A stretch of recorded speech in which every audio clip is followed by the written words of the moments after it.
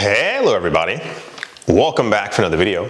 Hope you're all doing well and that you're all having a fantastic day. Likes, comments, and subscriptions are always appreciated as they do help out the channel immensely. I know it took me a while, I'm sorry. People keep asking for this kind of video, and it took me a while because I have so many other projects. I have 3 channels essentially.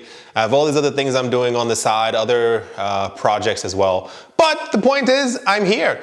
I'm doing it. For those of you who are unaware, I am a major NFT investor. I don't like the word hoarder because it sounds like something bad, but I like buying NFTs, and I do not ever just buy one. I learned that a long time ago. I am a physical investor as well, for art, what have you, and also for comic books. And a long time ago, I would simply just buy one of everything, and then eventually at some point if the price went up, I would sell it and go, oh no, I don't have any more. So I make sure to nearly obsessively buy multiples of every single thing that I like or that I think at some point in the future may have value. Please understand that nothing said in this video is financial advice. Nothing. 0% of it is financial advice. I am not, nor have I ever been, a professional financial advisor. And without a very long ado, let's jump right into it. This is what I'm going to be buying this week because I'm constantly buying tons of NFTs. The first thing on the list is on VV. We're talking about the VV app. I have many other videos about it. Is Marvel Comics #1. It is very difficult for me to actually put into words how obsessed I am with this comic. I'll give you a little backstory. As a child, I collected comics. However, there was one character that really stood out to me. I thought he was very cool. That is the Submariner. And it just so, this is disputed, but not really, is that his first appearance is actually in Marvel Comics #1 from 1939. A lot of people will argue that his first appearance actually happened in something called like Good Time Funnies or Funny Time, some comic publication that happened months before Marvel Comics #1, but it was never actually released to the public. There were certain people who saw sketches and other things for it, so it was a thing, but it was never widely distributed. Those portions of those panels in that story were then retaken and put into Marvel Comics #1 with an added origin story for the Submariner. And this was printed and then given to the public, or rather bought from the public at a store. And therefore that is considered to be the true first appearance for everyone of the Submariner, as well as the Angel, Khazar, and the Human Torch. But I like the Submariner. I was going to say spoilers, but I won't spoil anything just in case.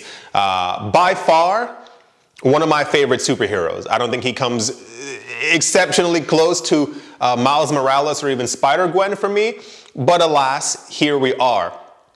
I keep seeing that. I'm not sure if you've been paying attention, but on VV, the amount of things on there, i.e. the quantity available for purchase, continues to drop. And as the amount available for people to buy continues to drop, the prices are also dropping as well.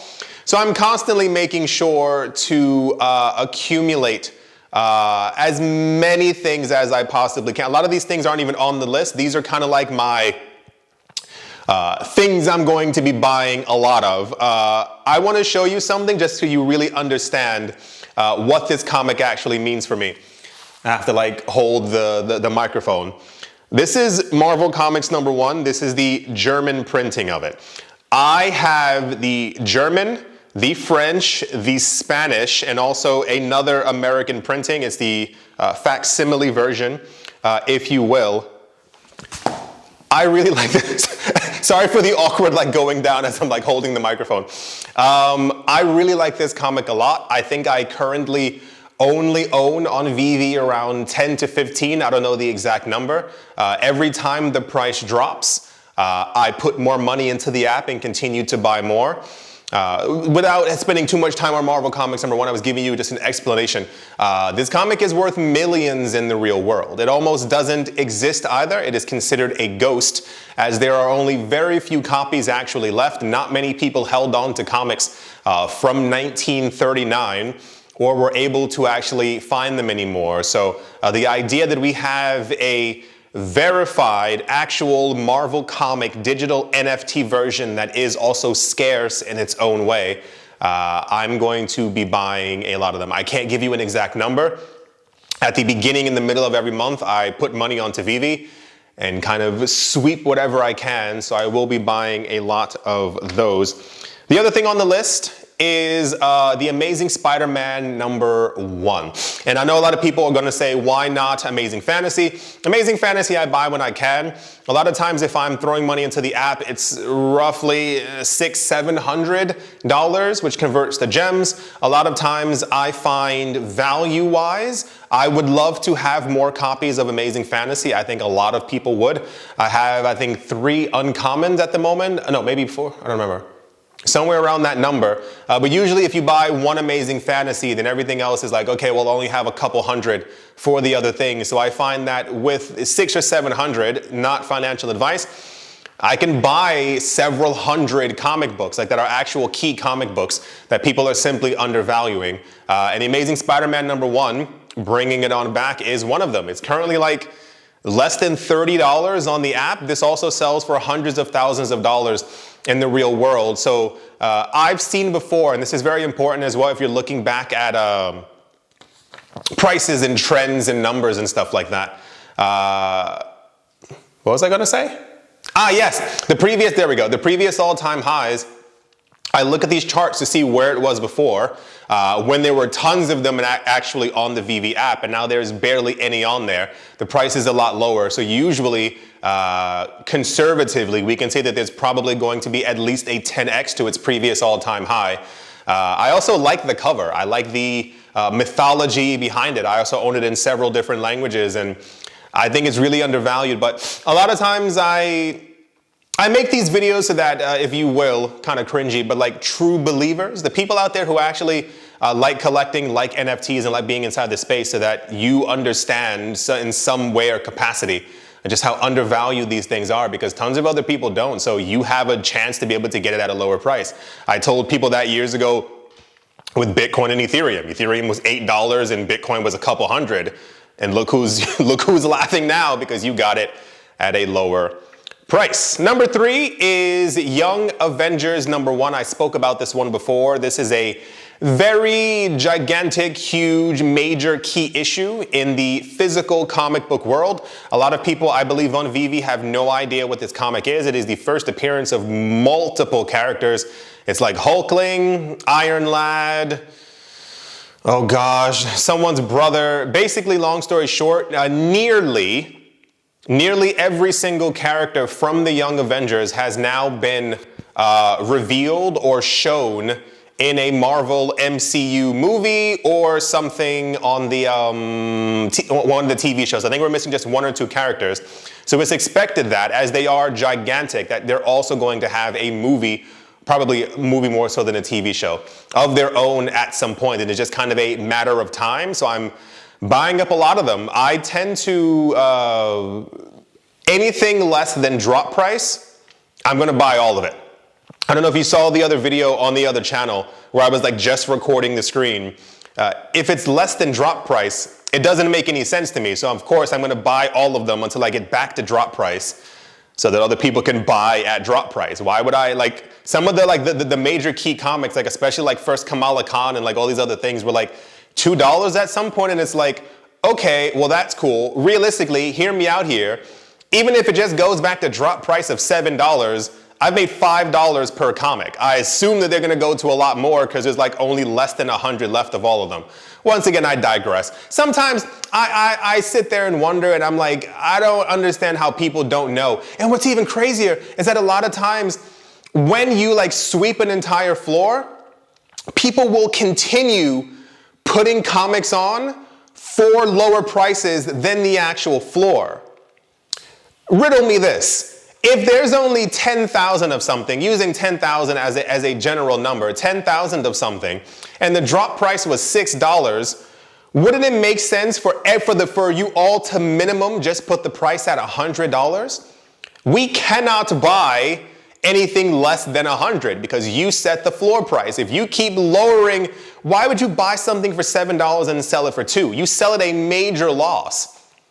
Anything that gets swept up, I can raise the floor price myself simply by buying a few of these comics, and there's not a lot of them left on many of the different marketplaces within VeVe. So what happens when the comic goes to, whoa, $14? I've literally 7x'd my money. And it's gonna go a lot higher than 14 because during the last bull run, there were tons of comics that were going for 4 that were actual keys, keeping that in mind. They were going to $100, $250, $350. I'm not understanding. I mean, thank you out there to the people. I mean, really. First Wolverine's daughter, Young Avengers #1, first Kamala Khan. I mean, even the first appearance of the Falcon, I think it's Captain America 117 or 118, I can't see the number in my head, who's the new Captain America in the movies, that was going for like $4, and I was like, sweep, sweep, sweep, sweep, sweep. Like, what? Do you think you're making a profit by getting a loss? I don't understand it. Anyway, yeah, Young Avengers #1 is #3 on the list. I think I own 60 or 70 of them. I'm not really sure. Every time the price goes down, I just keep buying up all of them. Because Young Avengers. #4, this is a very easy one. Ultimate Fallout, #4. First appearance of Miles Morales. We've gone over this 1,000 times. I don't have to even reiterate. The amount available on VeVe keeps dropping. I think there's less than 200 or around 200, keeping in mind. There were 30,000 created. Right, I wanted to give a little pause there. 30,000 created, less than 200 on the app.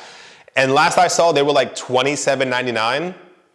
Sure, why not? That you keep lowering those prices. I mean, just do it, have fun, because I'm gonna continue buying up all of them. I love every single cover. I have all of them. I have them in multiple languages and also in physical form as well. I like foreign, so they call them foreign comics. Yes, once again, no introduction or outroduction, is that a word? Needed because it's Miles Morales. #5, which kind of threw me for a bit of a loop, but sure, why not? Go do it. Is the Aladdin lamp from Aladdin, one of the golden moments. We had news about 2 or 3 weeks ago that VeVe was going to be releasing their final golden moments. These are the golden statues of like historical moments from the Disney company. And people started buying them, but then kind of stopped and started throwing them back on the market for less than they even were selling. I think the drop price was 60 gems or $60. People were reselling them for like 52, 53.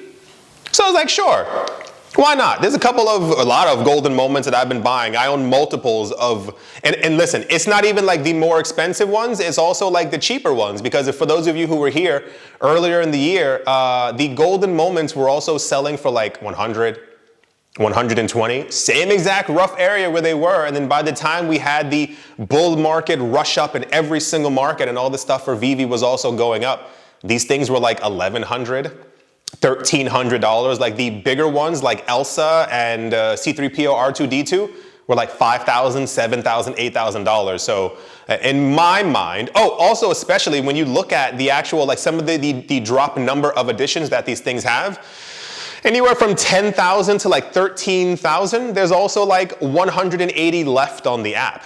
What do you think is gonna happen when a bull market re-enters the entire cryptocurrency NFT space and there's like 12 left on the app?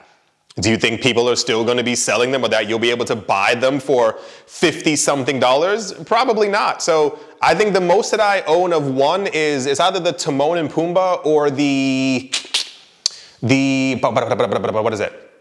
The Flounder and Sebastian from Little Mermaid.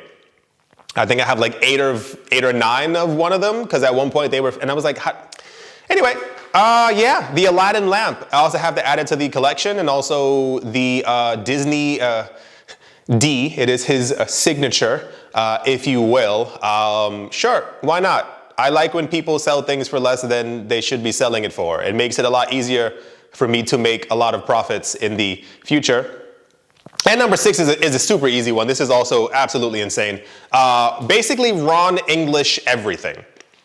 Ron English is a huge artist. He is very well known. He hangs out with like all the big names, and he is a big name himself. The really weird part is that if you look through like the collectibles version of the app, he has these like characters that are like making fun of like cereal morning breakfast companies.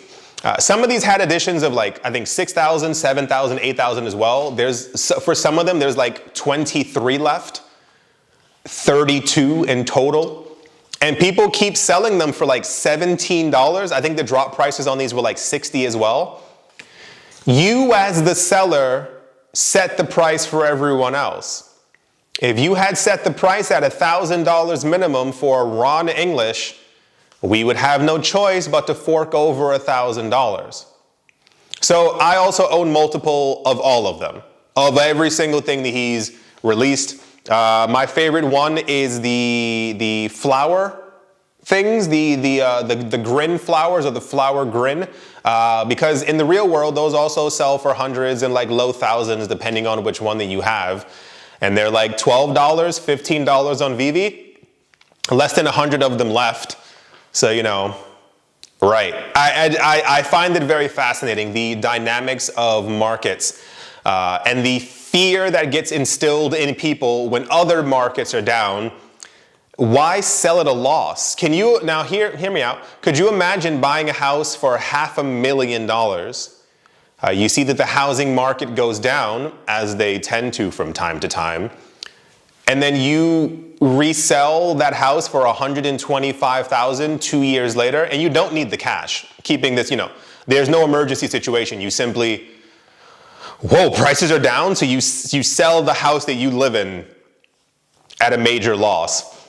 I don't get it, but thank you to those out there who don't understand the value of what they have. It happens all the time. I do hope you all enjoyed. Do hope you all are having a great day, great morning, great afternoon, great evening, wherever you are, wherever you might be. Do hope it's absolutely fantastic. What are you guys buying? Because I always like to hear this part as well, because sometimes things will elude me, or maybe I simply don't know something about a particular item. But the amount of stuff on Vivi continues to dwindle down during a bear market, and there will be nearly nothing left on the app when, this is my opinion, when prices do eventually recover, because all we're waiting for is for the Fed to not raise interest rates anymore, and everything goes ballistic. Thank you all once again for watching and or listening, and I will most certainly be talking to you all soon. See you.